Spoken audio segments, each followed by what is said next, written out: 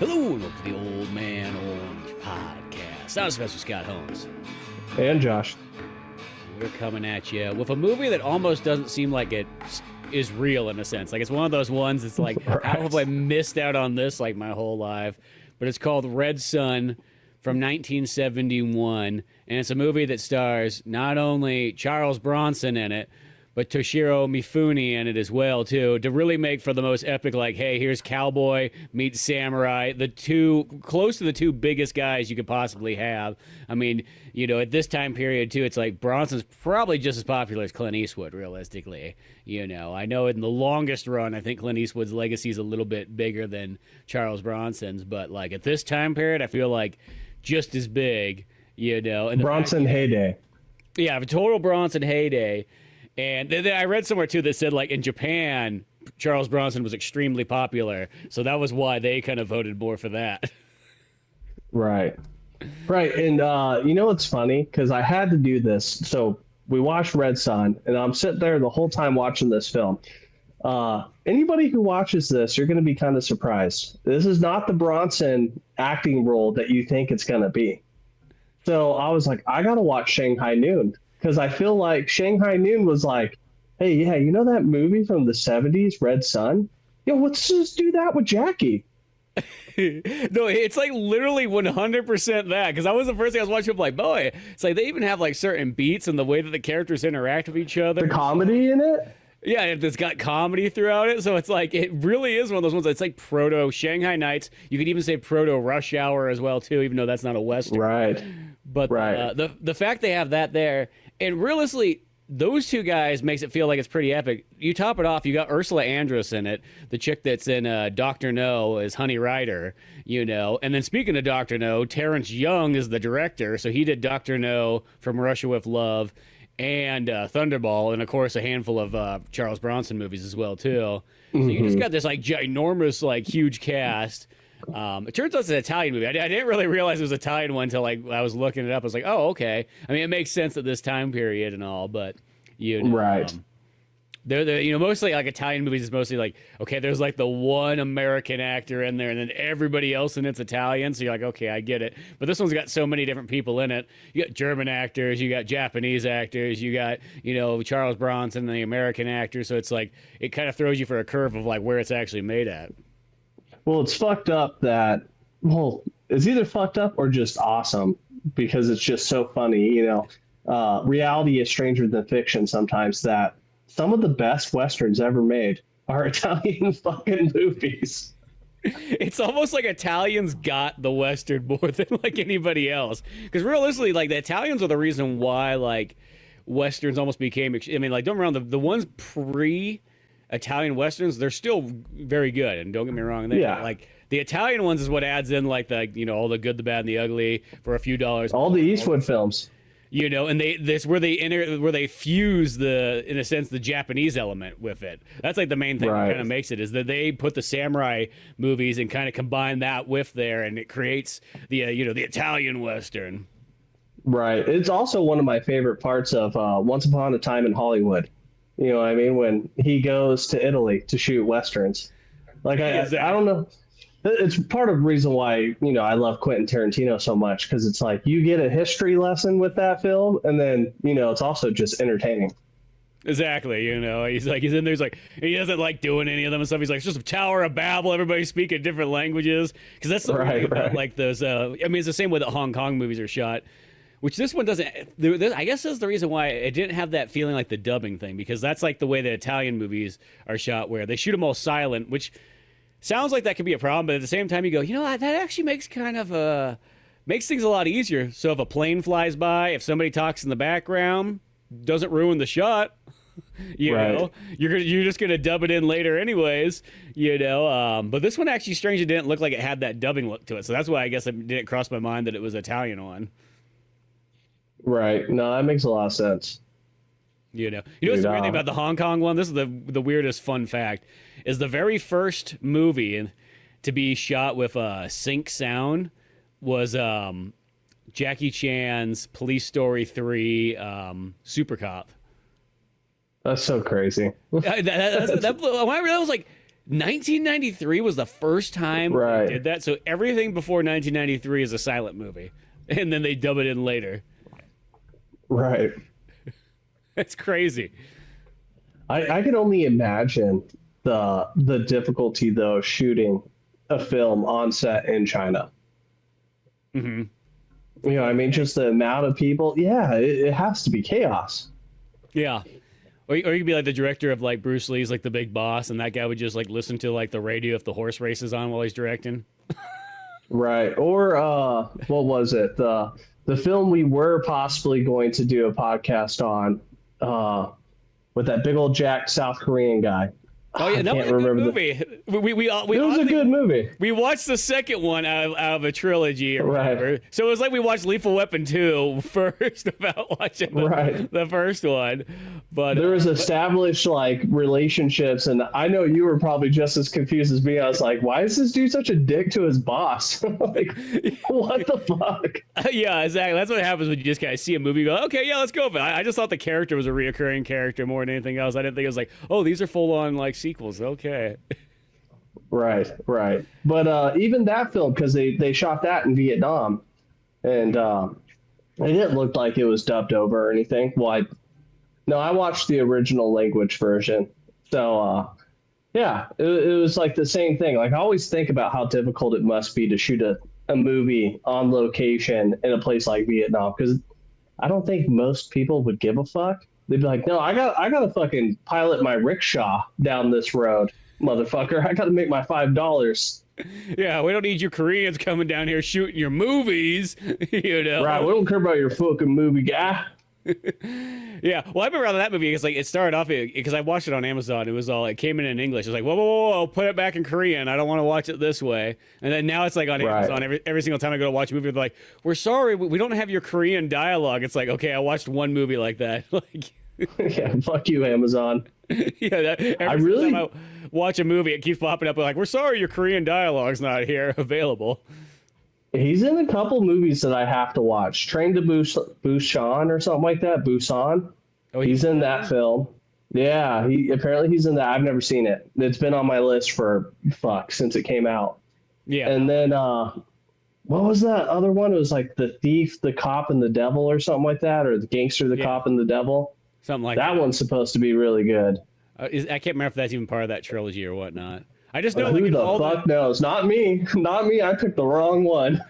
in all those screenshots, it just shows that big guy slamming somebody else through something like that. Like that's all I need to know. You show me that, I'm sold. I don't need to know any more than that. That was the best parts of that movie. We were like, ooh, that was fun. Yeah, just watching him slam people through stuff. No, that was badass. We'll have to come back to those at some point. But right. But no, instead we went back to 71. We went to Red Sun, which once again is like one of those movies when I'm kind of watching this, it just sounds like something that like, you know, there's one thing that I always thought would be, it's like the bummer we never got was the Bruce Lee, Clint Eastwood movie. You know what it means? It feels like that's one of those ones like that would have been the perfect pairing and everything like that. Right. Well, this right here is pretty much that other one where it's like, oh, Toshiro Mifune and Charles Bronson. Like, well, shit, you know, like here we go. Yeah, it was a good movie, but I mean, it was odd. And once again, why I said I had to watch Shanghai Noon, because Bronson's character is, you know, he's still a badass. I mean, he takes care of business. You know, you put a gun in his hand, he's going to be killing Indians, he's going to be killing other bad guys, whatever, you know, someone's going to die. But at the same time, he's very much an Owen Wilson type character. Like, he is the comedic relief. Uh-huh. like it was very odd to see Bronson in a role like that. Yeah, it's different for him and so on. And even Toshiro Mifune, like, he's kind of like used as like the joke in character. It's like that time. I mean, it's one of those ones they still did that literally in Shanghai Noon, because Jackie Chan kind of gets like the joke in stuff for his like Chinese things, and so right. Where like, you know, of course they're never really making. He doesn't know what it's like over here. Yeah, like they're never. He's weird and Oriental. Yeah, he's taking a bath on the mountain. Let's steal his clothes. Yeah, right. You know, he's not gonna know how to ride a horse. He's Japanese. And all I was thinking was like, samurais fucking rode horses, bitch. Yeah, I've seen The Last Samurai. and the same thing too is like, oh, he doesn't know how to use a gun. I'm like, dude, they had guns in the 1600s. Like, once again, like, Right. but sometimes I think it's that thing. Would he like, choose not to use one? I mean, that would be a good plot device. But speaking of the story was actually pretty fucking good. Yeah, I was pleasantly surprised. And especially it starts off fucking ballsy. Like right off the very beginning, you already got Bronson. He's on a train. People are going, I can't remember where exactly they're going, but they're going. Literally the beginning of Shanghai Noon. Same fucking beginning. Yeah, just so they're in the train, they're going, and Charles Bronson ends up, at first just like, oh, here's this guy, he's hanging out, he's talking to people and so on like that. No, it turns out his whole posse's there, and they're gonna rob this train. And even though these got all these rich people going west, they got literally Union soldiers on here, but they're very incompetent. Right. It's amazing they won the Civil War. I'm just gonna say it with these guys.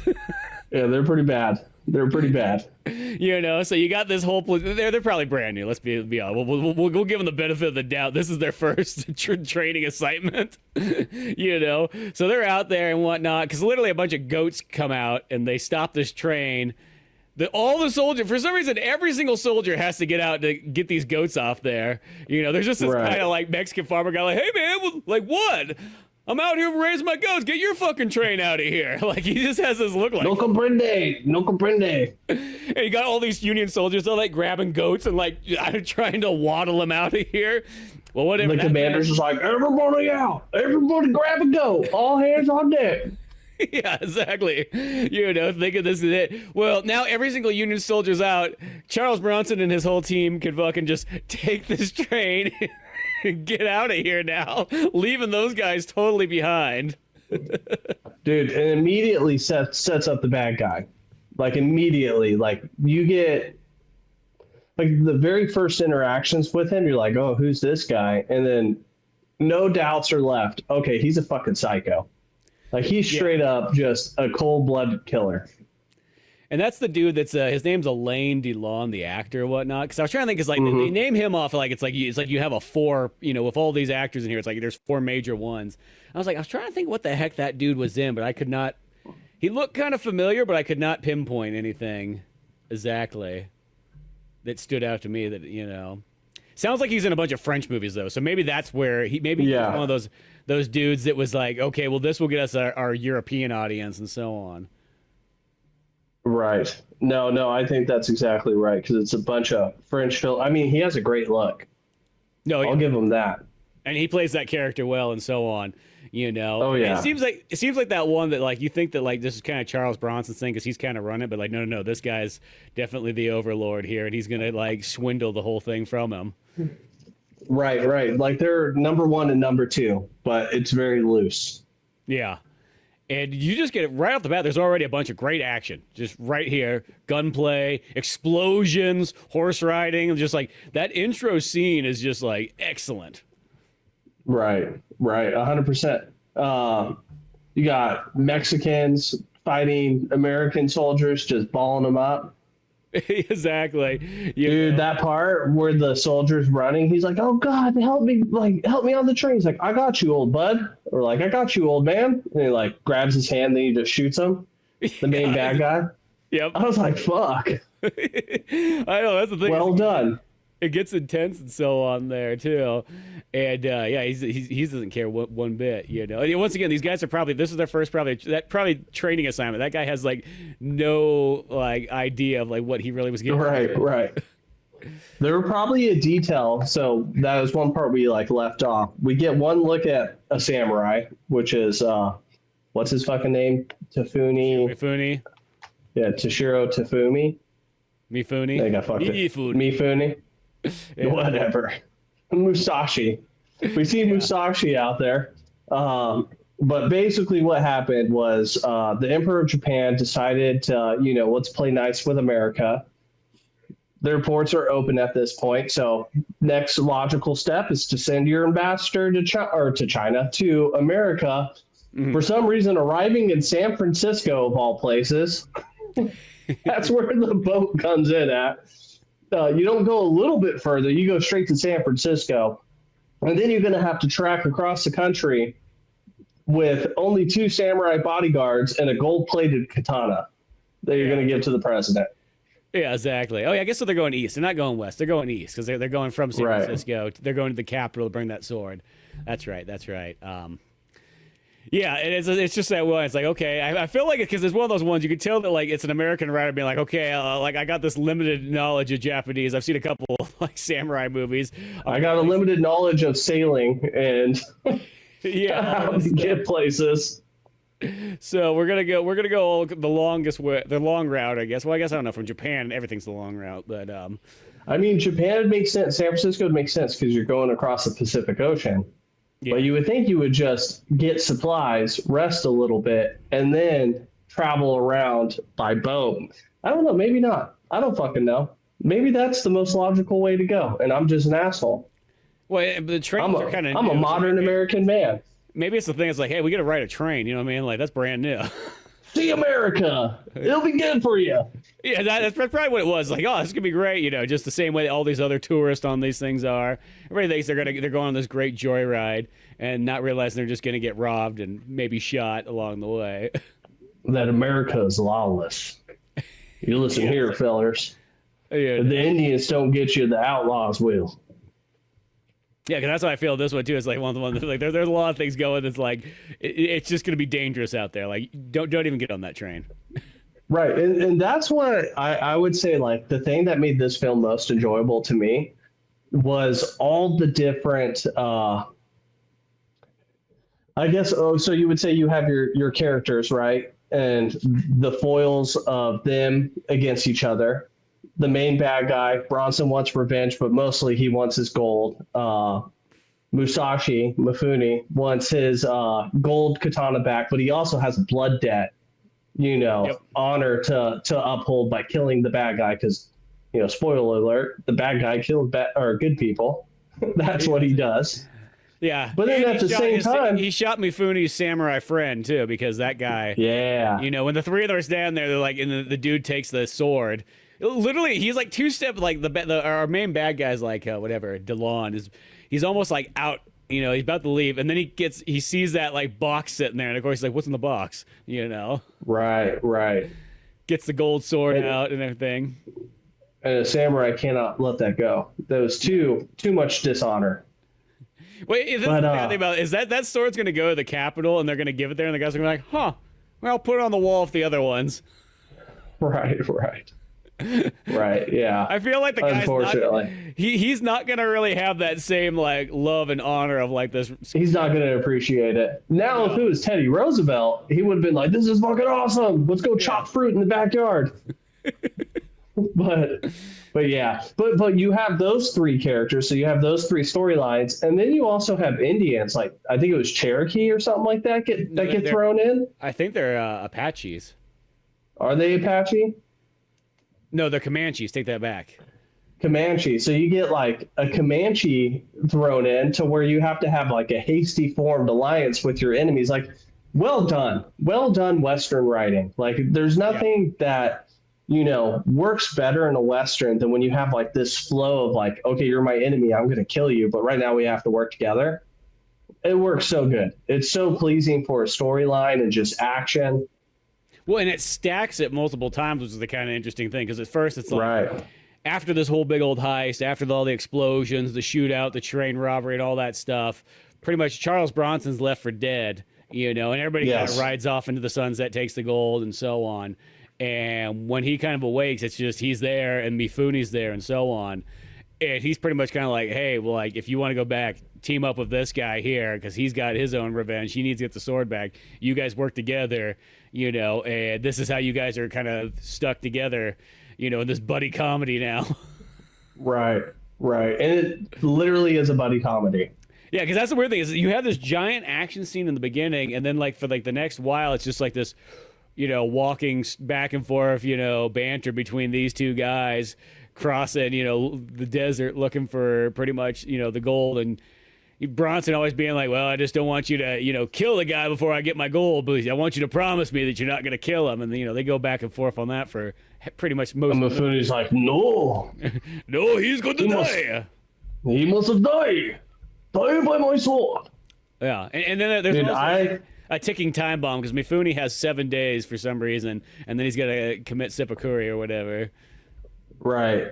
Go because of the dishonor or some shit. I don't fucking know. Just like It doesn't make that part doesn't get explained. No, I feel like that's one of those ones that's like an American writer being like, this is kind of an interesting thing. You know, Japanese samurais, like, you know, can commit suicide and it's like an honorable death. How can we fit that in there?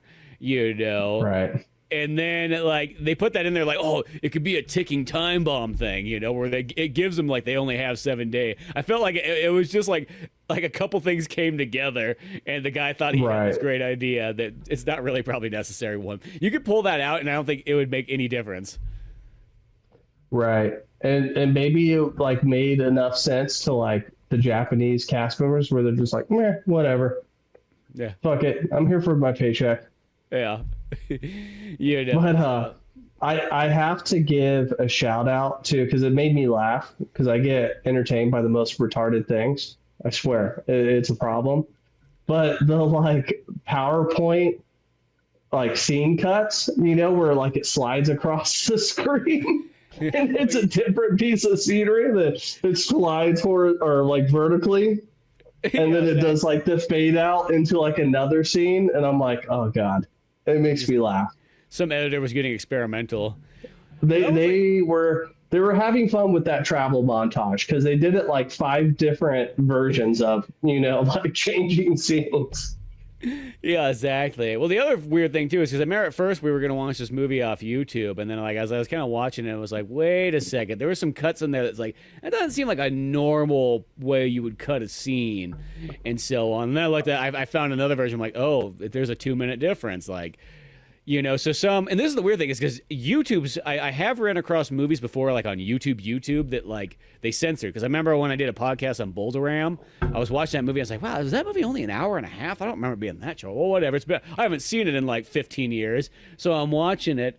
And then when it gets to the part where Kevin Costner does the cocksucker line, I'm like, he doesn't say that. I'm like, well, wait a second. That was the one part that felt like he didn't say the cocksucker line. And then I looked up like, oh, this movie's like an hour and 50 minutes. YouTube just like literally TBS edited this thing, you know? Yeah. And it's like, and some of those are so bad. Well, it's just they're so bad. It's like this day and age is like, what are you doing? Like, I mean, like, well, there's boobies in this film, so they're not going to show that on YouTube. Well, that was the thing is, okay, this movie wasn't made, so this upload wasn't from YouTube. It was from somebody else. But it goes to show that we can't even trust our own people anymore because now they're self-censoring themselves. Because this guy did that. Right. He cut out like the boobs. He cut out some of the violence, and he cut out the part where this is later down the line, but where Charles Bronson literally slaps fucking Ursula. Slaps the chick. Yeah. They cut that out, and I was like, "Are you kidding me? Like, that's now considered like offensive? Like." Well, he slaps the dog shit out of her. Like that was like a good movie slap. Yeah, exactly. Like even I was like, God damn.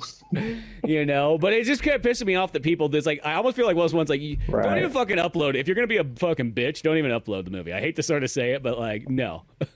I can't stand the TV edits, dude. Like I remember being at somebody's house and we're like, oh, Die Hard's on. And we're watching it and I'm like, this seems odd. I've seen Die Hard before. And I got to the yippee-ki-yay motherfucker part. And it's like, he's like, yippee-ki-yay. And then like straight up, like somebody at TBS or Fox or something like that has a microphone and it cuts and you could hear an audible cut, right? And then you just hear, motherfricker. Doesn't even sound like John McClane, not even close. And I'm like, turn it off. Well, I remember that when I was a kid, because I used to think, I'm like, man, I thought TBS and TNT, I thought those were the best channel, but they had all the good old movies on there and everything like that. And then the day that I learned that like the movies were edited, it was like I felt so betrayed by those stations. I was just like, right, how can I even have faith anymore in any of these stations? You know what I mean? Like they literally broke all the bonds. You know, and that's how I kind of feel. It's like if I run across like an edited movie, I feel like it's almost you should go out and commit seppuku for like being that dishonorable to mess with somebody's artistic display. You know, like that is one of those ones. Like no, take them outside and hang them. They've given up on life. Right. No, it's very sad because it's like I mean maybe for kids I kind of get it to a point, but. Yeah, there's a I don't know, man. That's also why HBO was so awesome. Yeah, because that was their whole thing back in the day. It was like it was pretty much everything's uncut and unrated. Yeah. Or, they were like, we don't fuck around. Movies for movie people. That's why, like, literally, you used to see it, like, you'd go to, like, motels and hotels, and they would offer, like, free HBO because it was that big of a deal. Dude, I was watching it. I was watching that shit. But yeah, it's just this day and age, it blows my mind that, like, people still are out there fucking editing that kind of stuff. Like, the self-edit's crazy. That's the weirdest one, because all I could think about is the person who uploaded that one version. Good thing there was another person that uploaded it, but that they were trying to do the thing. They're like, well, I don't want my video to get taken. It's like, dude, it's not even your fucking movie. Like, you're just trying to collect money off of somebody else's movie from the 70s. Right. Like, is that 50 cents really worth it to you? You dirty little bitch. Yeah, it's like your account's probably going to get taken down anyways in the long run, so don't worry. Right. I should just go on there. I would normally never flag something, but that's the perfect example to flag something. Just like, no, I don't want to see this anymore. That's petty, but that's funny. It just pisses me off that, like, somebody would do that, But yeah, whatever. Right. Back into Red Sun and so on like that. We're on our... Yeah, so they say they make it through their cross-country trek, and they happen to cross... So you said they were... Comanche? I have no idea where the Comanche were. Anyways, it's like a Mexican style looking little farm. And members of the gang are there. They got their bags of gold. They're drunk off their asses. And, they got to get some horses. It's time for some action to take place again. And God damn it, if we don't get some awesome samurai action along with some Western action, like that is where this movie excels. Exactly, because that's the thing, is that, like, you get both in there. It's like you get great gunfights in there. You can even get things too where, dude, like, Charles Bronson literally shoots a spear out of the air. Yeah, that part was fucking dope. And then Toshiro Mifune, like, he definitely gets to take some dudes down. Sometimes I feel like he definitely gets the short end of the stick compared to Bronson. You could tell that they put Bronson a little bit higher on the pedestal, which I kind of watched that and I'm like, don't get me wrong, I love both the guys, but, like, I feel like, it's like, Toshiro could have had a little bit more just to do. He kind of is like the goofy sidekick in a sense. Right. Well, it's unfortunate because it's like they don't let him use guns. Everybody else has a gun. So he's relegated to, like, throwing little fucking knives, basically. Yeah. Well, it's just the weirdest thing because they try to make it like, oh, like it's like old school, like, like he's just from an older nation type thing. But it's like, I hate to say it, like, he would have had a gun if it's like 1800s, like that time period, and he could have one, Very possibly, yeah. I have no idea. Or there wouldn't even be samurai. I don't fucking know. I would have to go do some research. I think it's still Edo period, because, and like 18 or whatever. I don't know what this movie really takes place. I don't think it ever says. I think it's probably... I would have to go do my research and go watch Last Samurai. Play some Samurai Warriors. Yeah, just research time. But yeah. Put on some Rurouni Kenshin. Oh, yes. Yeah. But yeah, it's one of those... Sekigahara. Oh, indeed. Yeah. He doesn't get to use any guns or anything, so he has to take everybody out like that. But which would always keeps him at a very disadvantage, because it's like Charles Bronson can always pull the thing like, well, I got the gun on you now there, so you're not going to... Right, which happens. Yeah, multiple times too, because it does take him a while to kind of become sort of like buddies. They definitely have a lot of back and forth, Literally, Charles Bronson literally pushes Toshiro Mifune down a fucking, like, hillside, and whoever did that stunt of rolling down there was like, Jesus. Right, dude. A few of those stunts. The first one where I was like, God damn, was when the marshal at the very beginning of the movie tries to arrest Bronson, and they make him jump off the train. Like, when that dude jumped off the train, like, he landed, like, right on that gravel, like, as hard as you possibly could. Like, you could tell, like, there was no training. Like, okay, this is the nice soft spot to land. It was like, no, fucking jump, bitch. We're going to film it. Yeah, you get one take. The train's really moving. Yeah, it's not going slow. Yeah, it's not going slow, and you're going to literally roll on gravel. Yeah, there's some like hardcore stunts in this movie that are just like. But even there's that one where he like throws him down the hill. Dude, he rolls down that hill, and it's a huge hill. Right. Yeah. Dude, I want to know if well, I know it wasn't Bronson, but when Mifune and Bronson are having their, dick measuring contest, and Mifune starts hitting him with like judo throws and aikido throws or whatever the fuck he's doing, and he's just flinging them into the ground repeatedly, which is also like one of the first comedic parts where I'm like, God damn, this is Owen Wilson's character from Shanghai Noon. Yeah, exactly. No, yeah, he's taking a lot of hits right there. Right. But yeah, who knows? I can't imagine Bronson being thrown that many times. No, but maybe. Yeah. If it was Burt Reynolds, maybe, I know he would take a lot of his own stunts. Right. So they get to this farm. They got the bad guys there. We didn't talk about the action that takes place. Oh yeah, well we also we missed there's also like they go to the whorehouse, and that's how we get Ursula Andress and everything. I think that's after, right? Because don't they have horses by that point? Oh, maybe. Oh, I know. Yeah, I know. It's okay. Never mind. I know. It's yeah. Because they first and they have to sneak in there and whatnot like that. Turns into a stealth mission. Some Metal Gear Solid action taking place. Yeah, they got to breach this house and so on. Right, but it's very like Japanese samurai cinema. When that first guy comes in, they're hiding in like a horse barn. For some reason, the dude's going into the horse barn. We don't know why. He's drunk off his ass. And there's a flapping sheet, and he's like, oh, I need to go to where that flapping sheet is, to this random doorway. And he just gets skewered immediately by Mifune. Yeah, exactly. Dude, it is very Japanese cinema. Yeah, no, he's totally just taken right out and so on like that. And then Charles Bronson gets a couple like shots at him and so on. And they just totally take these guys down. And that's where they he kills almost everybody. Bronson kills a lot of people in this movie. Yeah, anybody kind of gets in his way, he shoots him. Right, or slaps the dog shit out of him. Yeah, if you're Ursula Andress and you try to shoot Charles Bronson, boy, he's gonna slap the living daylights out of you. Dude, the whorehouse scene is like the perfect example of what you're talking about. That playing off of like Oriental comedy or trying to make a comedy out of Mifune basically being Japanese. Like, oh, try this liquor. You've never had anything like this.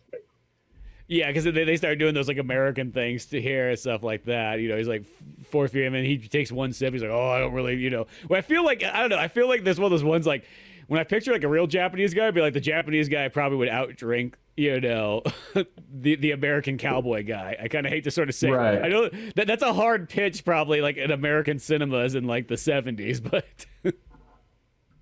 Dude, almost every samurai movie I've ever seen, they're always drinking sake. Yeah, I know. That's what I mean. And so on like that. And sometimes it's like they do kind of make him feel like he's like almost like a goofy child in a weird way. Like it's almost Charles Bronson, like, you never been to a whorehouse before? Look at you got all these ones you pick from. Here, take this nice Mexican girl. Yeah, you know what to do with that? And Mifune's just like, yeah, it's bath time.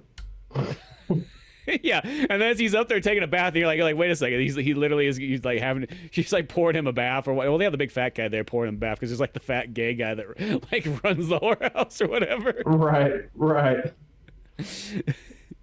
And then he gets the bath, and then you're like, oh, he is just getting a bath this later. And then it's like later, it's like, oh no, he just for some reason has her put the bed on the floor and everything like that, and make it. They're gonna fuck.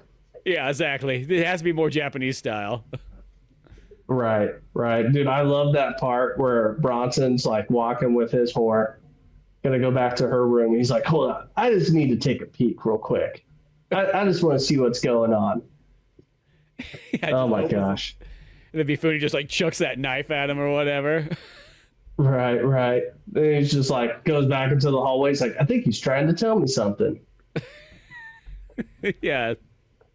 I'm telling you, it's like its comedy parts are good, but they're like only so good. Bronson's just kind of a weird comedic actor, you know. It just doesn't really work for me a whole lot. But I'm like, man, this is I can't say it enough. It is proto Shanghai Noon. Oh, 100%. You know, it's just that one where it's just like it feels like it's just this ultimate kind of like fan piece of like, oh, you're gonna kind of combine like two major genres and two major actors, you know, and just have this, you know, epic movie of both these guys in it, you know. And granted, I think that is kind of the thing. Is like I almost feel like if you would have just like made these guys work together just right off the bat, minus down maybe some of those little goofy comedy things and just threw in a little bit more action in there, and then it had Toshiro Mifune like just like no, he's just as badass as Charles Bronson, you know. I mean, right? Because I said Charles Bronson, he's just as deadly. Yeah, Charles Bronson just has that little bit of the edge the entire movie always. Right, and you could have done it. You could have suspended, you know, belief enough when like the Comanches come rolling in, because we get a taste of it. I mean, Mifune runs in there and just starts by horseback chopping fucking Indians down. Yeah, no problem, you know, and they come at him with like spears, bow and arrows, just slicing down and everything. Yeah, it was fucking sick. And probably, I'll say, those Comanches probably had been very surprised because they probably have never seen a Japanese guy before. Dude, right. You like come up, you're like, we're gonna like gang up on this guy. He just pulls out his sword. I kind of wish, just because we watched Musashi not that long ago, he pulled out two katanas and just ran at him. Ah! Or just took the wooden sword and beat the living daylights out of him. Or that. Or he starts crushing people's skulls with it. He's more deadly with the wooden sword than he is with like a real sword. A wooden sword has more souls taken than his actual katana. Exactly. You know, but so yeah, well, at this whorehouse they also find Ursula Andress and stuff, and then Charles Bronson just literally locks her in the room. Right, because she's the bad guy's favorite whore. Yeah, so he's gonna use her to finally figure out where the hell what was our bad guy's name? Delon, whatever. I'm using the actor's name, you know, but where the hell he was at. Actually, he has kind of an interesting name if it pops up on here. I can't remember. It's like Gachet or whatever. Maybe that's why he's French. This is all starting to come together because that is not like a normal American name. Yeah, for a Gauche. Yeah, Gauche. That's how you pronounce it. Gauche. Yeah. Well, Charles Bronson's name's Link. Gash. Yeah, Link. Yeah, Kuroda. Yeah, and then Jubei. Who cares about names? Yeah, it's just easier just to go with the actor's name. What's in a name? Right. But so yeah, they capture Ursula Andress, take her along. They just literally just like tie her up to a horse and just pretty much drag her out, you know, and be like, "You're dude." The fight scene in the whorehouse was fun. Oh yeah. I forgot about that part.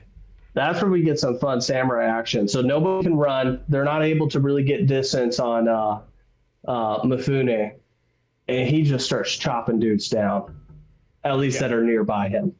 Exactly. There's always the distance thing, but you still, well, yeah, because they kind of come in there. There's like all of a sudden, like the next morning and whatnot, and they're up and at them and just ready to take care of these guys. Right. So they take the whore. They run off with her. I can't remember how they captured. Oh, it was in the whorehouse. They left one alive, the right-hand man. I can't remember his name. Because they did that, and they pretty much sent him back with a message. And then when he gets back there, everyone's like, "Well, how the hell did they let you go?" Right. Like, He almost gets gunned down. Yeah, he literally, like, they're about ready to take it out on him, you know. But yeah, so they send him with the message and everything like that. Right. Dude, and Ghost doesn't play. Like, that's one thing that they did really good in this, and I know it's something that you've talked about a lot. Having a bad guy to where there are no real redeeming qualities. They're just fucking rotten. They're just an evil, rotten piece of shit, and that's Ghost completely through this entire film. Like, they started off letting you know that he's just a psycho, all out for himself type of guy, and it just continues all the way through. Yeah, well, that's the one thing that makes 70s movies are always good about those kind of villains, is that like They don't try to make you feel for him or something like that. They don't try to make you go, well, I get why he's doing that. You know, I probably wouldn't what I do, but I understand it. You know, no. He's all in it for himself. You know what I mean? He'll betray anybody. He'll kill anybody. It doesn't make a difference. Right, and he uses it the entire time where he's like, Link, you can't kill me. You want your gold. You're just going to have to let me live. Yeah, because I'm the only one that knows where it's at. Yeah, if you kill me, you lose your gold forever. You know, so you better hold your samurai back because he's 2 steps away from wanting to kill me. Yeah, he's fucking out of his mind. It's probably because Mifune's like, I have a 7-day time bomb going on. You don't. There's only 2 days left. Yeah. Dude, that part where he's bathing in the hot spring though is so fucking funny. Yeah, he finds a hot. Yeah, well, it's just weird because it's like they're all like hiking and everything like that. It's like almost like they turn around, look, and it's just like Mifune's already just stripped down to like his thong. He's like dipping in the water and everything like that. It's snowing out and everything. It's just like it's like. I mean, it looked really nice. I was like, damn, that's the plan right there. Yeah, that's the thing is Bronson, I think, was missing out. I felt like he needed to jump in more on these Japanese things instead of trying to mock them every single time. Because even like when Mifune, like he pulls out like this like lunchbox rolls and all that kind of stuff, like and they're eating stuff, and then Charles Bronson's like, I don't know, it smells kind of funny and whatnot like that. It's like, dude, just shut the fuck up. You know that's gonna taste better than anything else you're gonna have. Right. Well, I mean, they probably have some bomb ass Mexican food all down there, but you know what? Open up your horizons there, Bronson. Yeah. Try the Japanese lunch. Yeah, exactly. And then have yourself a bento. Except for that, the hot springs. Then, like Bronson finally finds this. This is his one point where he's like, "Okay, I gotta steal his clothes and whatnot. And I'm gonna run out of here unless he promises not to kill him at all." I'll give you 1 hour. Yeah, I like this. Like the time's going up. 5 minutes at first. It's like, oh no, 5 minutes isn't good enough. 1 hour. Yeah. 1 day. Oh! You know, but so that finally gets the, that, so it's like, okay, he's not gonna kill him, so when they go and find him and whatnot, it's all gonna work out. And then I think it's from that point on is when, isn't it where they send Ursula Andress out, they like go get him and then they're gonna like follow up behind her, but then she gets caught by the Comanches, which that scene feels No, she escapes. So yeah, so Mifune's like outside doing Japanese things. Yeah, we don't know. For some reason, they have Ursula Andress is in there, making them dinner out of God knows what. Like they're literally like in this abandoned building, and like there's like peppers hanging on the wall and everything. Like where the hell is all this food that she's just randomly out? On a mountaintop. Yeah, on a mountaintop. This building's kind of falling apart, and this is the part where like Ursula Andress thinks she's gonna get the edge on Bronson, where she's like, gonna try to play sexy to him and whatnot, but then she takes his gun, but has no bullets in there, so then he slaps the shit out of her as hard as you could possibly hit him. Dude, that was so brutal. That was like the most brutal. He hit her so hard that somebody had to censor that. Dude, I mean, I'm not lying. I'm watching it, and then he like rears back, and I'm like, oh, he's gonna smack her, and he fucking goes for it. Like he puts his hips into it. And I was like, damn. Charles Bronson took her out like John Wayne finishing off the final guy in a movie. 100%. It was brutal. Yeah, like, so he goes to town on that. So much so that one version literally had to have that cut. Like, right. I remember, like, that was like the kind of like I got to that part because then I had to go back and watch all the other stuff. But I saw it was like it just literally hard cut to Mifune coming in, and I was like, well, wait a second, something happened here. That doesn't make sense. That doesn't make any sense. This is the 70s,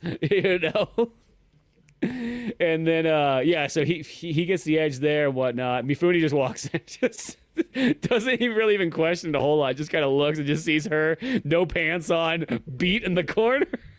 Right, just sits down. He's like, oh, okay. Are you gonna grab her and force her to the ground? Are you gonna do Japanese foreplay? Yeah, just grab her, just slam her back down on the ground. It's Japanese foreplay, right? Exactly, But yeah, I think that's where then she escapes past this point, whatnot. Right. They start talking, and she like gets on a horse and rides off, and Bronson basically doesn't care. He's like, nah, it's good for her. Yeah, he's she can have fun. Well, she could have fun, and then all of a sudden she goes out and she gets caught by some Comanches, which really seems like this could be like the world's most darkest scene right here. Right. She's kind of badass though. She's kind of badass. And she does get some kills in and everything like that. But dude, she literally gets attacked by like 6 of these guys on horseback and whatnot like that. And yeah, just the fact of being literally Honey Rider, this German blonde lady. Like stuck at, yeah, I hate to sort of say it, but like you literally are like in such a dangerous position to be looking like that. Yeah, it looked like the movie was going to take a dark turn for a minute. Yeah, I thought so too, and I even kind of had a like I was wondering, I was like, what is going to happen at this scene here? Because like with everything else in the movie, it's like, and it's the '70s, so it would not be out of the question that this could go real intense all of a sudden. And then I'm not kind of sure if it was supposed to. It doesn't do it in the movie, but like I was kind of wondering because then like Charles Bronson and like Mifune are like they're out there on like the distance. They're just waiting for the opportune moment to kind of like attack. But I kind of wonder like what that was supposed to like signify, like what happens to her in that, like, because it seems like they wait a moment, like, like what happens to her in those, like, it seems like it's a couple hours because it almost gets like darker out, like it's almost like they're waiting for it to get dark, and it feels like they literally like rape her and then they like go to kill her by taking like a piece of leather and tying it around her throat, or no, the throat around her neck, and since it's soaked, when it dries, I guess it's still daylight because it's in the sun, take that back, it will eventually tighten up on her and then eventually suffocate her. So it's a really like barbaric way to like kill somebody, but really simple. Yeah, I can't remember because they don't really show anything. All I remember is Mifune basically riding down the hill with his sword out. Yeah. Just going fucking crazy. Yeah, he just starts taking dudes out. That's my favorite part of the movie, by the way. It's pretty badass. Like action sequence, it's pretty fun. I mean, he rides up and like the first Indian rides up to him with a spear, and Mifune's just like, not today, Satan. Like, parried, one hack, you're dead. Exactly. And I just feel like those Native Americans, once again, I'm like, that was not what they were expecting at all. No. They expected a couple cowboys to come run out and everything like that. This dude comes out brandishing a long sword. Right. Well, it makes me think, once again, going back to Shanghai Noon, when Jackie Chan runs into the Indian tribe and they're all trying to fuck him up, and he's like, running over saplings and pulling them and smacking them in the face with it, and they're like coming at him with tomahawks, and he's like doing kung fu moves and kicking them over. Yeah. 100%, except for the fact that it's not like Toshiro Mifune walks away with a wife after this, but right. Yeah, that doesn't happen. Or a horse. Yeah, or a horse, yeah, or all these gifts and so on. No, he just kills all these guys and so on. And then that part where the dude throws the spear and Bronson shoots it out of the sky. Yep. That part was just blasted out, like fucking so badass. That was a cool part. He does another gun trick in this thing that's fucking ridiculous. Is once they finally get Ursula Andress and she's there and she's being suffocated with that leather thing. Oh yeah. When he pulls out the small sword and he's gonna cut, he's like, and Brown's like, no, don't use that. You might cut her with that. And then he pulls his gun out, think of this, and he literally blasts that thing off. I was like, holy shit. Right. The sword was more dangerous? Yeah, I'm pretty sure the sword was not more dangerous than shooting it off. Right. Mifune's also just standing right there, like his feet are right by her. He just shoots out his feet. Yeah, just so ridiculous, but I love it. I do too. It's so ballsy. Just the fact that, like, dude, let's take this 1800s gun and see how accurate you can get it to shoot off a little thin piece of leather. He's Bronson, dude. He's Bronson. He could totally do it, He could do anything.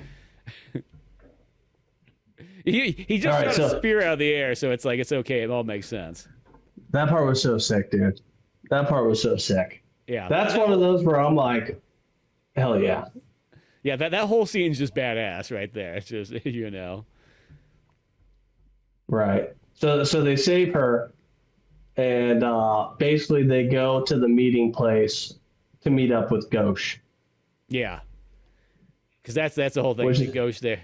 Because she knows where he's going to be at and whatnot, and she goes there to meet up. And do they all go in at the same time, or does she go in first? I couldn't remember. I know I just watched this part like literally yesterday, but dude, I can't remember either. I think she goes in, And then Bronson goes in.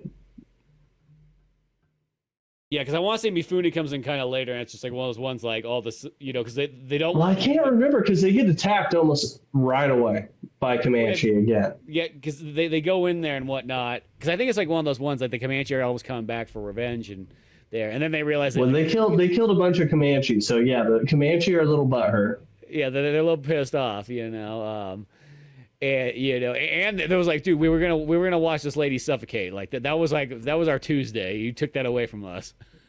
Right. You took our fun away. Yeah, so they realize they got to work together at this point here and whatnot. They have this cool shootout while they're like inside that house, kind of holding it down. As a bunch of Comanche are coming by and whatnot, and kind of taking them down. And yeah, just that part was pretty sweet. I mean, it worked out for Bronson and Mifune because they didn't have to kill a bunch of those guys. The Comanche do it for them. Yeah, and the Comanche kill a lot of people. Like basically all of Ghosh's gang gets fucking schwacked. Exactly, which just pretty much leaves like literally the 4 of them left, to the point where they're running out into like that cane field and there. And then when they set the mission on fire. Yeah, and they got to escape, and then like it's either Bronson or like Delon's like, hey, can you use that sword and like cut us a fire break? Yeah, that part was so fun. Oh yes. Starts just hacking away at it and so on. Comanches go to light it on fire. Just the old classic trick is that you just burn it towards them. I mean, that part was sick too, because we got some like close action in the grass, just close beat 'em up action going on. Fun gunplay, fun sword play. Just the idea that Indians shooting flaming arrows.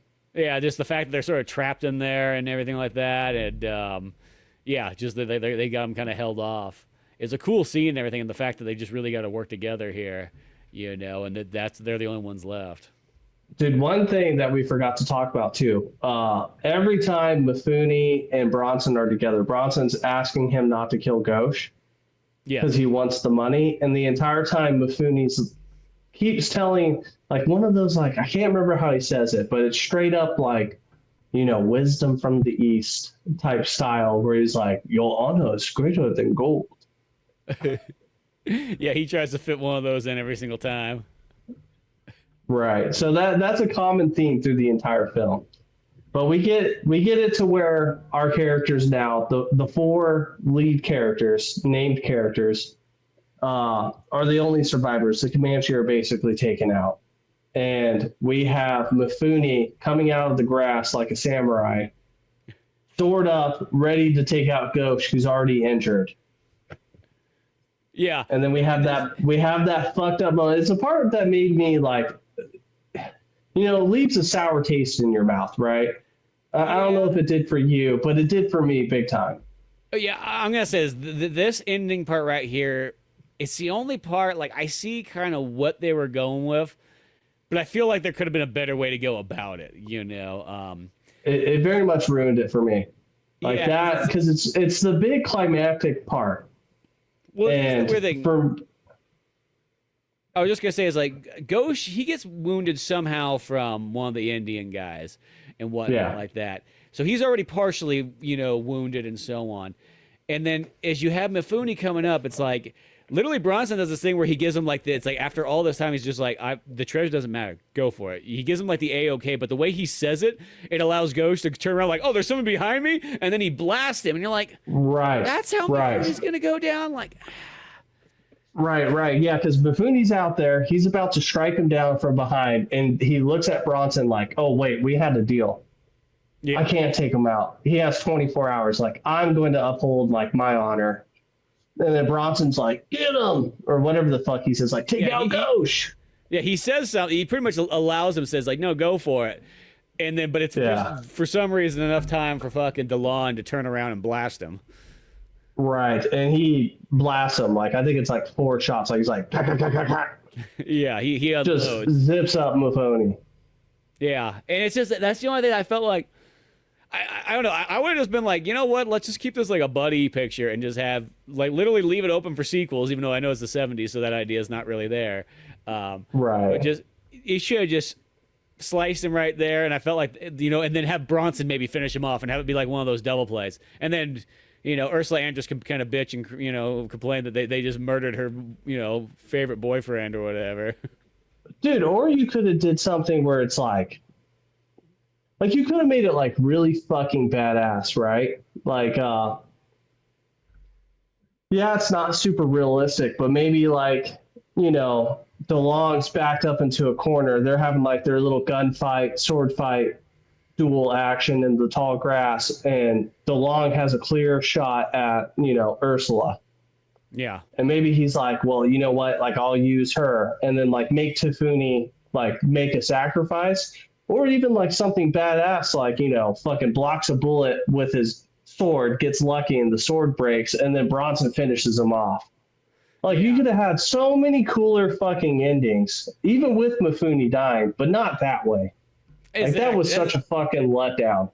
Because I'll say, like, I get the reason why Mifune dies is it gives that thing, like where Bronson's character gets to have a moment where he's like, he was really, like, a really good friend, like one of those kind of. He was right all along. Honor's more important than money or something. Exactly. So, like, that part's not bad. It's just the way that Mifune goes down. I feel like, for the fact of it, being, like, I hate to sort of say it, because if it was the other way around, like, I'll just say it's like, say if Mifune was the guy that got all like the better lines and everything like that, and Charles Bronson went down kind of like that, you'd be just as like, what the fuck?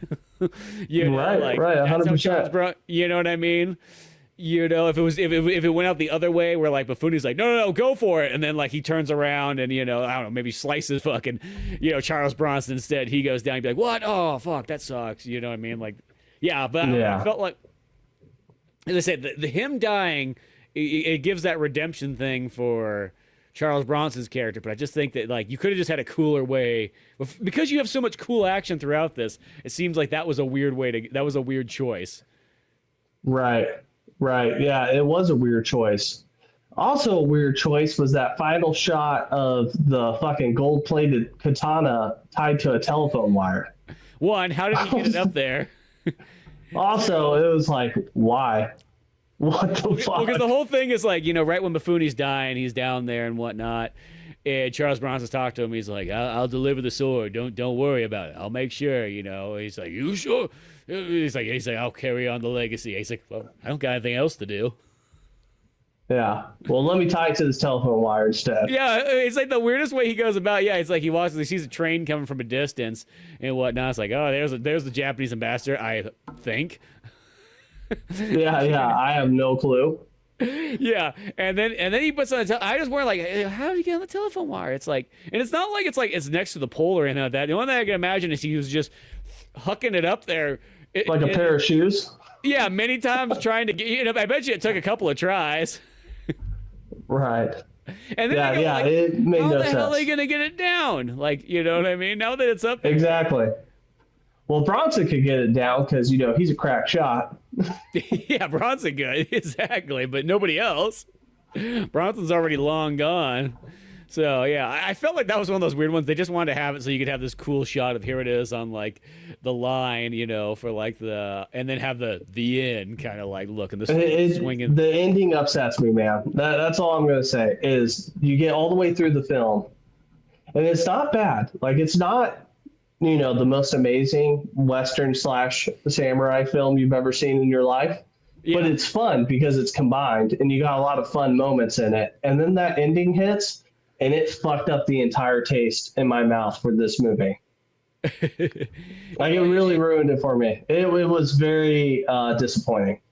Yeah, just the Mifune dying or the sword on the line? Mifune dying, the sword on the telephone wire, Bronson just like walking off like, oh, well, I'm a wanted man. I'm just going to, go nowhere. It was just stupid, dude.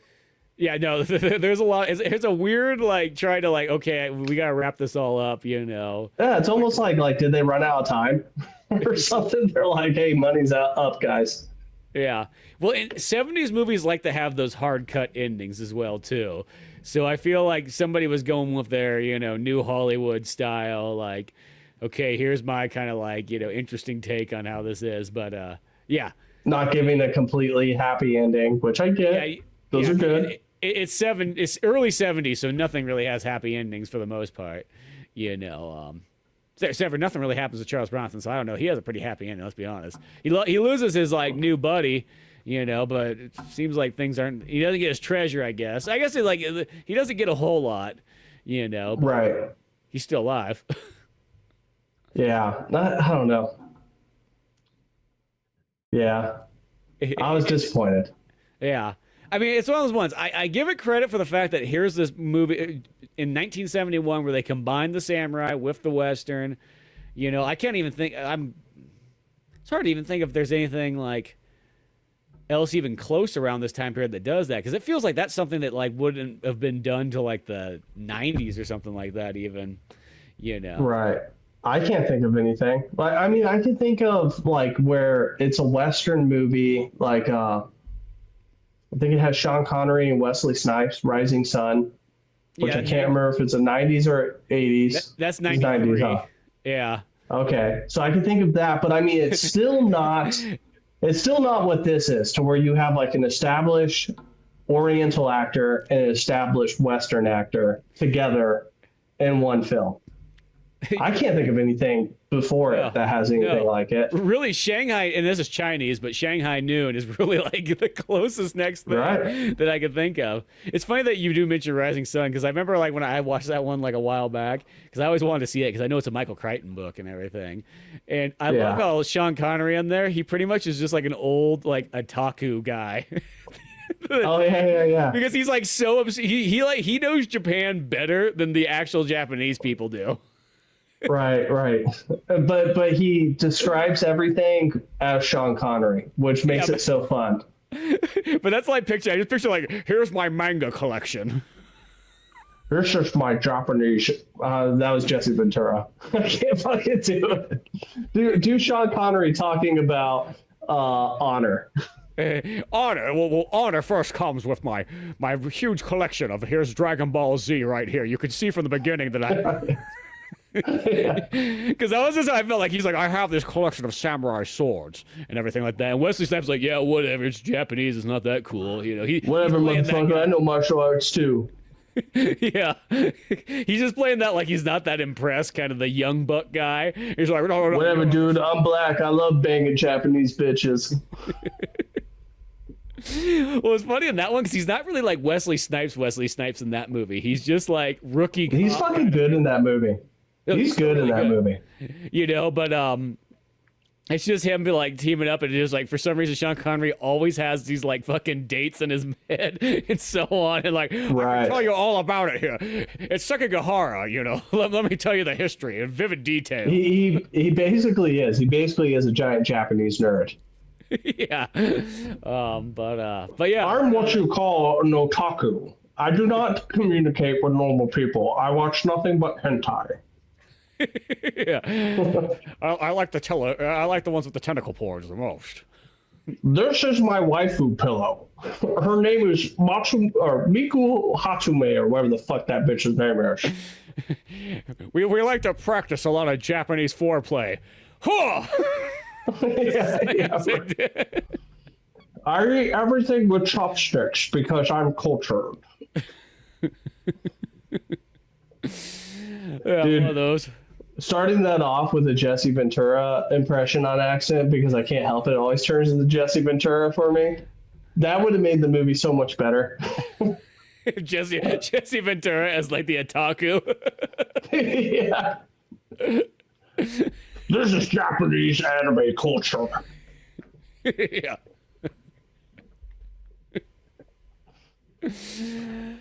Oh god. Oh man.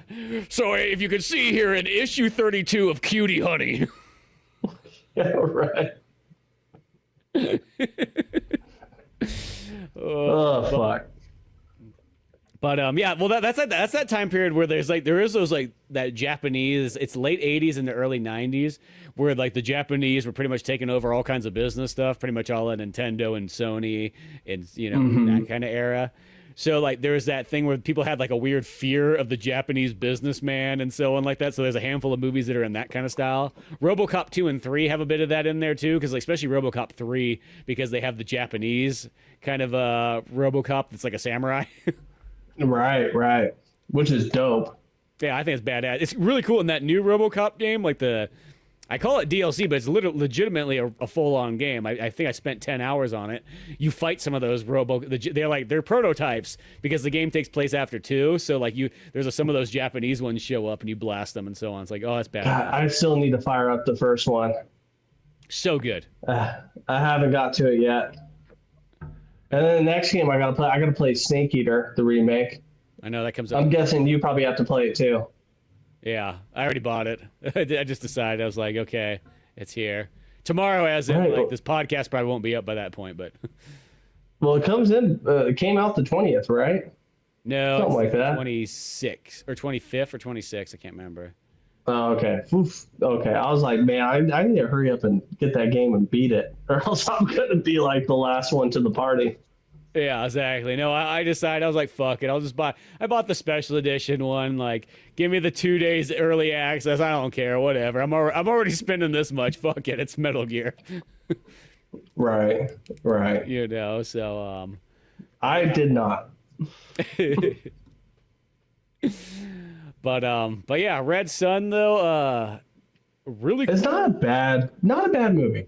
No, I think overall it's got some of those things in there, that some of them I give a little bit of a pass because the movie's so early that it's like, I know that it's happened many a times in other movies past then, but this time period, like that kind of buddy cop type movie, like, which is pretty much what this is, just having being a Western style, like it's not a common genre at this point. So it's almost still pretty early days stuff, because I'll say it's like the action in it's totally awesome.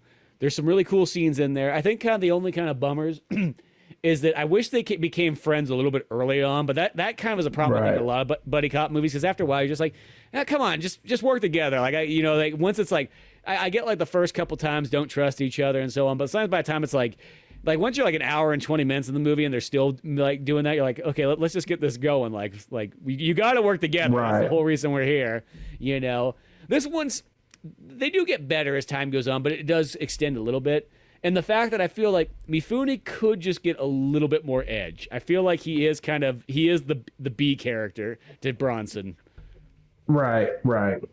No, I mean, I agree 100%. And it's one of those movies that, like, I think of somebody like my dad, who's like, his favorite actor is Charles Bronson. Mm-hmm. If you ask him what his favorite movie is on any given day, he's either going to say like Lethal Weapon. He's going to say, who's your favorite actor? Charles Bronson. What's your favorite movie? Lethal Weapon. Yeah. I keep saying that. Death Wish, which I did just watch Lethal Weapon. You made me want to go back and rewatch it when we're talking about Christmas movies. Did you watch Death Wish or Lethal Weapon? I watched Lethal Weapon. But Death Wish, it would either be Death Wish, Mr. Majestic, or Hard Times. Those are the 3 Bronson films that he like rotates as like his favorite movie of all time. It's always one of those 3 because he's a Bronson fanatic. But I'm sure he's never seen this, so this would be a fun one to be like, yo, you have YouTube like premium. Yeah. Watch this Bronson movie. I'm going to send it to him and be like, tell me what you think, because it's definitely an odd pick for Bronson. Like it's a different type of role for him. Yeah. No, it's an interesting one. Just make sure you send him the one that's an hour and 55 minutes long. That's the key thing. Right. Yeah, I won't make that mistake. Yeah, which the old man's got to see some boobies. Yeah, exactly. And see, he's got to see Ursula Andress get smacked across the room, literally like a fucking falcon punch. hey, best part of the film, maybe. Definitely shocking. I mean, that part was kind of shocking. I was like, damn. Yeah. and that's our hero character too. Let's keep that in mind. Right. But yeah, for example, it's like I'm looking at the poster right here, and it's like literally all 3 of the characters. Literally, funny, Ursula Andress is in the front for some reason. I mean, of the poster? Well, of the Italian poster. Oh, okay. And then you sort of have Bronson and Delon on the side, and then Mifune's just kind of like. Oh, I see it. So it kind of goes to show. I bet you if it was the Japanese poster, I bet you Bronson and Mifune are like front and center, and Ursula Andress might not even be on it. Dude, have you seen this one? Oh, that one's badass right there. Actually, I have. That one's fucking dope. See, that one, they're all equal. I like that one more. Mifune has double swords too. Yeah. I feel like that was intentional. Yeah. But no, I think this movie's one of those ones, like, minus the couple of like kind of like small bummers of like, man, I wish Mifune had more stuff and he didn't die that way and so on. I still think that overall it is something really cool, and it's just mind blowing that this kind of did exist this early on, this kind of cool crossover that you wouldn't expect. And it has to be the inspiration too for all the crossovers that came after. You know what I mean? Like, it has to be. And I feel like Jackie Chan was always going that way. Like I felt like with him it was very intentional, because when you watch all the police story versions, like super cop versions of Jackie Chan movies, he's very international. You know what I mean? Even like Rumble in the Bronx is one of those to where it's like it's still very Chinese, but it's almost like he was always trying to go that direction. Well, I feel especially Rumble in the Bronx, because that's kind of, in a sense, his kind of first breakout movie in the U.S. Because that's the one you always want to say Rush Hour, but technically Rumble in the Bronx was the first one that they pushed from that Miramax. Pillow. Yeah, because they had all those ones, and there was like, they pushed Super Cop and Rumble in the Bronx and everything like that, and it led up to Rush Hour and so on. Dude. Anybody listen to this, you need to watch Rumble in the Bronx. If you haven't seen it in a long time or you've never seen it, watch it so you know how annoying the little crippled kid is. He's so nice, hipster.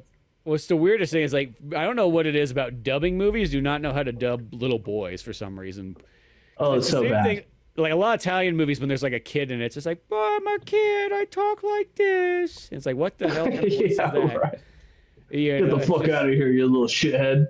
Yeah, if it's an Italian movie, the kid will probably get shot at some point, and nobody will care. Right. But yeah, because I always just think about this too. It's like, even at this time period in the 70s, they didn't really do that thing where like they combined a couple of major actors too much. I mean, there's Magnificent Seven, but a lot of times I always feel that one, like, Charles Bronson's not the biggest name at that point. No, it's Yul Brynner. It's a Yul Brynner movie. Yeah, it's a Yul Brynner movie first, because even Steve McQueen is still the young buck in that movie. Right, and he only has so much screen time. It's Yul Brynner's show, that. There's no question. 100%, and that's even kind of like in some of those other ones too. It's because it's like even like Great Escape. I mean, that's all pretty much Steve McQueen's show. There's a couple other people in there, of course, but he's definitely the main guy. The Dirty Dozen, same dealio. You got your main character, and everybody else is just there. Yeah, Lee Marvin's definitely the main guy, and Charles Bronson's in that one too, and he is, once again, kind of a little bit more. So it's like they didn't do that thing where they shared the roles very well back in the day, but this one, strangely enough, I mean, there's obviously an A and a B character, but they do share it still pretty strong, Yeah, it's not bad. And I mean, it's Bronson in the 70s. Yeah, I mean, and it's Toshiro Mifune in an American movie, because I don't even know how many other American movies he's in, to tell you the truth. So it's almost still pretty sweet just to see that. Or no, I say American movie. It's an Italian movie. It's a mixed match. It's Italian. It's French. An Italian movie for an American audience. Yeah, it's France, Italian, and Spanish. So that happens to be in English. They're going for a real wide margin there. I think the movie's initially a French movie. That's the strangest thing. Yeah, so it's a French movie made in Spain and Italy. And sold to the rest of the world. Yeah. Well, France was kind of smart, like, also in the early days too, of kind of doing the thing like, you know what? Well, I mean, I guess Italy sort of did it first. We were like, just make the movies in English, because let's be honest, that's going to get us the widest margin. If we put movies in Italian, or say we put movies in French, we only have a pocket, like, universe we can kind of share it to. But if we put it in the only people who are going to love this in America and give us like, buku bucks are going to be weird film student fuckheads. Yeah, then you'll only be able to see it in two places, Los Angeles and New York. Dude, that's one reason why, and like, I know this is like gonna make me sound so fucking like uncultured, but I hate listening to actors talk about like great movies sometimes, because they'll name a bunch of French films that I never want to watch. And I'm like, get the fuck out of here with your dumb fucking French film. that's like, oh, it's a fucking art masterpiece, and like they're saying all these words that I don't care about, and I'm like, no, Yeah, like fuck off, bitch. I like my French movies to be action movies because the French know how to do good action.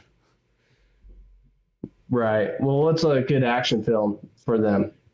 Like Leon the Professional, La Femme de Qui. Okay. I used to like that movie, and that Transport. now when I watch Leon the Professional, I'm like, this movie's fucking weird. That's a weird fucking movie. Well, it is French, so I expect things to be weird if it's French. Right. That's like Valerian. I remember like I was trying to talk to Dunning. I'm like I can't remember. I'm like, are they brother and sister, or are they like? Oh shit, yeah. Or are they like a couple? And Ryan's like, he's like, well, they're a couple. I'm like, well, they could be brother and sister and be a couple. It's a French movie. It wouldn't be. I feel like that wouldn't be the weirdest thing. I'm sad that movie did so poorly. Because it was a pretty fun movie. I liked it a lot. I think it's just one of those ones. Like that's one of those because since it was an older comic, it kind of had the same fate that John Carter had too. Because I think that John Carter movie is really good too. But I just think that like a lot of stuff have kind of taken from both those ones. I know Valerian's not nearly as old as John Carter, but that when it kind of came out, it's just like it kind of came and went, and it just felt like, oh, it's just some other offshoot sci-fi thingy, but I thought both of those ones were badass, especially even the John Carter one. I thought it was super good. I just think that they shouldn't have called it John Carter. John Carter sounds like it's a lawyer movie. You know what I mean? They should have called it Princess of Mars is what tells you what that movie is. Right. No, you're 100% correct. Yeah, John Carter. Like, if you didn't know what John Carter was, it just seems like you're gonna go see some like Denzel Washington like law movie or something like that. Right. No, I never even thought about that. That's pretty funny. So it sounds like a John Grisham novel, like John Carter. Oh yeah, dude. Or was he a spy or something? This is like one of them Jack Ryan movies. Yeah, that's what I mean. Like, it's like they should have either called it The Princess of Mars or John Carter and the Princess of Mars. I feel that would have told you everything. But yeah, they kind of screwed the pooch on that one. But at least the movie still came out good. Right. I've been on like just a weird Mel Gibson kick. Mm-hmm. It's been weird. Lethal Weapon. I watched Braveheart. I watched Flight Risk, which I know he's not in it, but it's directed by him. Yeah. I fucking watched another Mel Gibson movie. I think I watched Payback, which I forgot how fucking good that movie is. Like that movie's so fucking just dialed in. So fun. That's one of my favorite Mel Gibson ones. And both, there's Payback and then there's the director's cut of it. And both of them are extremely good. And I've never seen the director's cut. I'm gonna have to hunt that one down. I like both elements of it. Okay, there's a great scene where, speaking of like Charles Bronson fucking like knocking out Ursula Andress, there's one where Mel Gibson in the director's cut one, he fucking like takes out I think the wife in that one. His junkie wife. Yeah, he fucking like beats the shit out of her. Yeah, good. She deserves it. She's a bitch.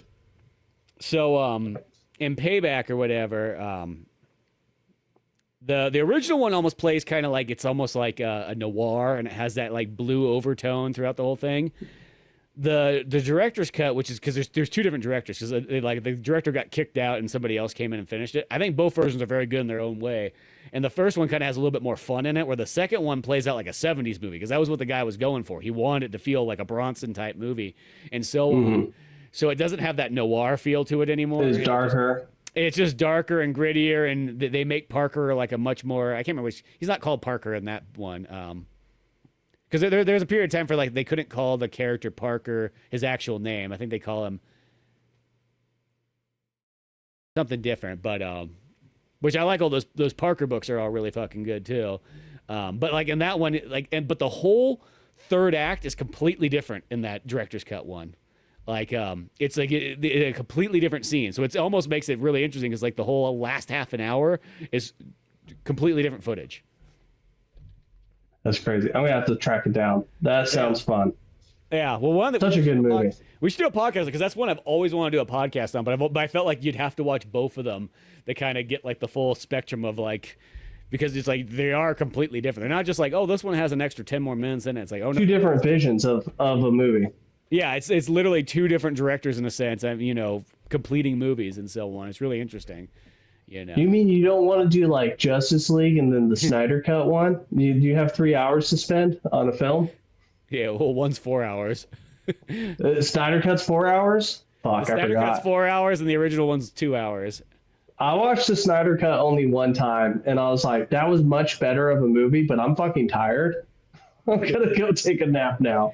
Yeah, it's definitely a little bit long-winded. I still enjoyed it and so on. I actually still like the original Justice League one. I felt like it has like that. The pacing's just kind of right to the point and everything like that. But and there's certain things I like the musical cues. Actually, I think I want to say more in the Justice League, but it's been a while since I've seen that one. I just love Zack Snyder. He's a boss, dude. Well, that's good because it seems like nobody else likes him anymore. Why? Why doesn't anybody like him anymore? People just been on the hate train of Zack Snyder. What's the last thing he made? On the hate train? Yeah, I don't know why. Just for some reason, I just noticed there's like, it's almost, maybe it's just because that new Superman movie came out that everybody's just like totally be like, oh, he's a fucking hack director. I mean, I know they've always kind of like because they didn't like Man of Steel, or see, I see both things. I see online where they'll compare the two and they'll be like, the new Superman's gay. Like, Superman's such a pussy. Man of Steel, he was cooler. And I'm just like, okay. How can you fuck with, or fuck on, let me rephrase that because this sounds retarded. How can you hate on Zack Snyder when one of the movies under his belt is one of the, in my opinion, the greatest superhero film ever made, Watchmen? Yeah, exactly. That's what I think. I think the same way, too. I think Watchmen is fucking, in a sense, perfect. I think that movie's so good. I even like the ending. The ending's different than the comic book. I think the ending's actually better in the movie. Me too, 100%. That's one of the few times. Yeah. It does 100%. And then it leaves it open in the best way possible with the reporter reading Rorschach's journal. Yeah. And you're just like, oh, shit. I think that part's still in the comic book. I don't think that's going to change. Yeah. It's just, instead of the comic book, they get those creatures from another dimension or whatever that come in. But I think it makes more sense that like they harness, or Ozymandias harnesses fucking I'm drawing blank. Dr. Manhattan's power and pretty much uses him as a bomb, and then everybody can kind of place the blame on Dr. Manhattan since he's not really like a human anymore. I feel like that seems like way more like escape than makes so much more sense. Some random shit from another dimension all of a sudden that like was never in the whole rest of the thing there, and then we have this complete change. Yeah. Right. So another Zack Snyder film, my number 3 favorite zombie movie of all time, Dawn of the Dead. See, that one, I haven't watched that one in a long time. I remember I kind of didn't. I liked it when it first came out, and then I didn't like it after a while when I would just compare it to like the original one, because I like the original one so much. The original one's fun. My main problem, I think, with Dawn of the Dead I didn't like about the remake is the characters are really dumb. The violence is good, but like the characters... I like the characters. They're fun. I feel like I can't. Like they all make the only good characters like the security guard guy that looks like fucking Ben Stiller, but they always make him like, oh, he's a fucking asshole. I'm like, well, yeah, because he knows what the fuck. He's not like trying to save people that can't be saved. He's cool. Ving Rhames is always cool, or Ving Rhames. Yeah, he's not bad, except for he just sort of follows orders by like the dumb white people that pretty much don't know what they're doing in the mall. Dude, it blows my mind how many like just fucking like superhero films Zack Snyder does, and some of them I don't like. He did 300, Well, I mean, it's not superhero, but it's okay, cool. Great film. But I mean, like, I'll watch anything he puts out. I'm gonna watch mainly because of Watchmen. Yeah, Sucker Punch. It's gonna happen. I know. Sucker Punch is good. Yeah, I know that movie kind of... I feel like a lot of people couldn't really understand it when it first came out. But I thought that movie was great. I saw it a couple times in theaters. Dude, what else? You already said 300. The Flash movie really wasn't that bad. I just hate who they picked for The Flash. I can't... But, did he direct that one? I thought he just produced it. Let's see. No, he did not direct it. Yeah, I was going to say, I didn't think so. Movies. Well, because nowadays he's kind of just regulated to like Netflix. That's like the only thing he makes movies on anymore. So I haven't seen any of his stuff. It's unfortunate. Once movies kind of go to Netflix, I don't know. I feel like I lose the urge to go out of my way to see it. It's like it just doesn't feel like it's a real movie anymore. I watch some of them. I mean, like some of the Amazon ones aren't terrible, but I mean they always have the same dynamic. They're action comedies. That's what they make. They play the safe card. Right. Unfortunately. But I think Dawn of the Dead is a very good zombie film. It's hovering around my third favorite. I might have to like re-look at that list, but it goes the Night of the Living Dead remake. Yeah. Number 2 is Day of the Dead. That's a good one too. Okay, I am gonna move Dawn of the Dead down because my number 3 favorite is Land of the Dead. That one's just so fucking fun. Yeah. I know that's probably a controversial pick. That's a good one though. I like that. I like all like the George A. Romero ones. Yeah. That's the thing is I love the original Dawn of the Dead so much. The original Dawn of the Dead so good. Like when I watched that remake, as I say, it's got some good violent scenes in it and so on. But I think it's because it unsettled me.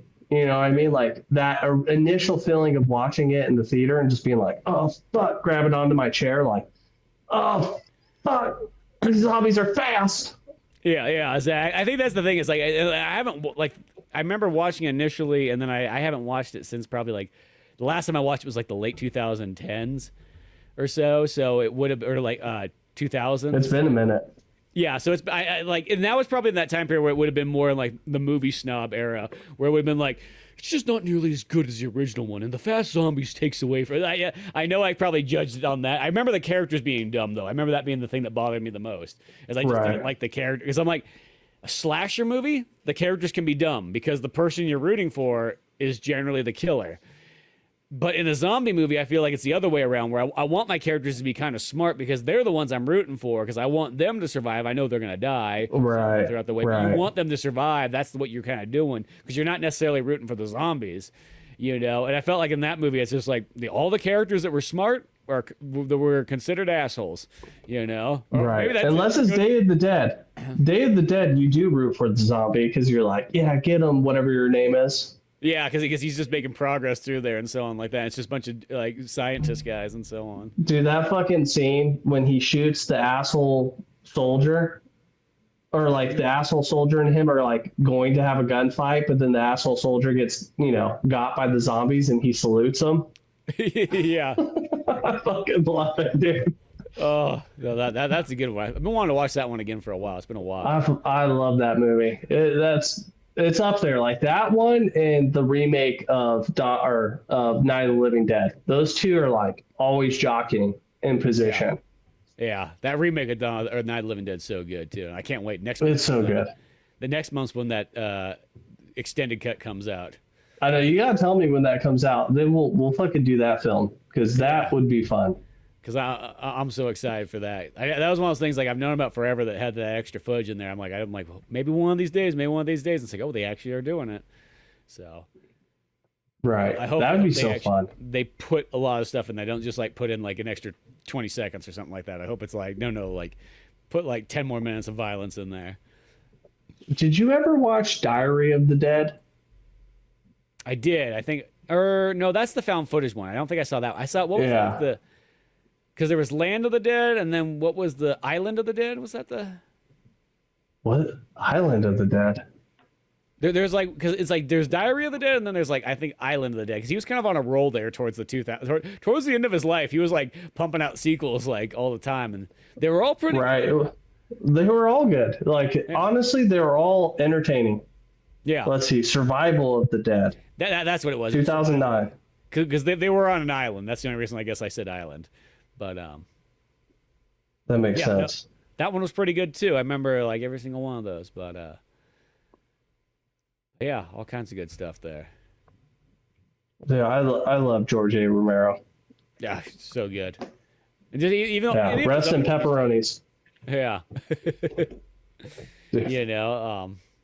I remember the first time I watched Day of the Dead, and like, I don't know, it made such an impact on me because it was one of those like, we all used to joke around about, the zombie apocalypse or whatever the fuck we would call it. And what was it? The fuck is that dickhead's name? The director's son, Max Brooks. Yeah. Max Brooks's book, which is hilarious. Did you know Max Brooks is now working at, I believe, West Point as like a military historian? Really? Yeah, dude. Fucking weird, right? Yeah. Well, So Mel Brooks was in World War II, so you know what? They could have a lineage there. Right, but I mean, like, he goes from writing the zombie survival guide to working at West Point. Yeah, exactly. It's just funny. It's just funny.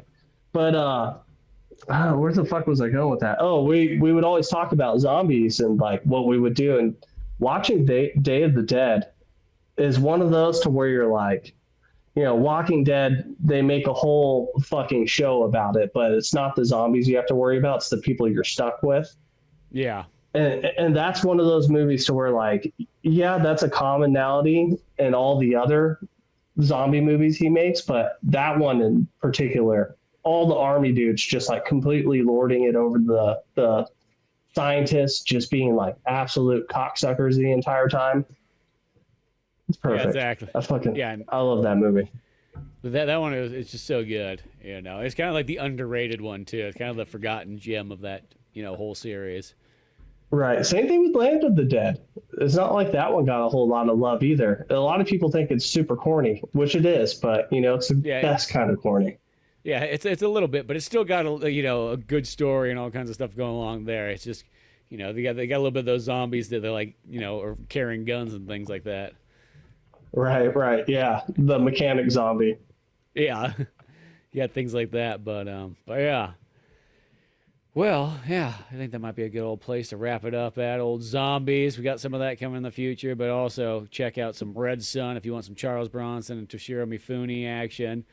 Yeah, something that like you would just never expect, and the fact that it's out there and exists, and for some reason it's not shown in a higher light as the other movies are. I don't know why. You know, a very confused movie, nationally speaking. Yeah, you know, it's got the whole world working together to get it going. But yeah, check that out. Make sure you watch the hour and 55-minute long version. That's always the key thing, is if you know what the exact length of the movie is, that mostly is the telltale sign to know if somebody's edited a movie or if they've put some trickery into it that you can't trust them anymore.